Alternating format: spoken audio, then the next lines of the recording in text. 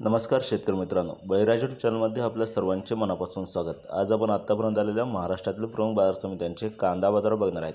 तत्पूर्वी आपल्याला छोटीशी विनंती, जर आपण चॅनलला नवीन असाल तर चॅनलला सबस्क्राइब करा, बेल आयकॉन प्रेस करा।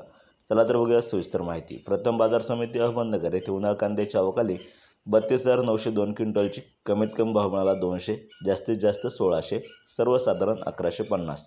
पुढील बाजार समिती लासलगाव येथे उन्हाळ कांद्याची आवक 8,076 क्विंटलची, कमीत कमी भाव मिळाला 700, जास्तीत जास्त 1651, सर्वसाधारण 1400 रुपये। पुढील बाजार समिती लासलगाव विंचूर येथे उन्हाळ कांद्याची आवक 21,500 क्विंटलची, कमीत कमी भाव मिळाला 700, जास्तीत जास्त 2001, सर्वसाधारण 1400 रुपये। पुढील बाजार समिती पुणे येथे लोकल कांद्याची आवक 8,832 क्विंटलची, कमीत कमी भाव मिळाला 600, जास्तीत जास्त 1600, सर्वसाधारण भाव मिळाला 1100 रुपये।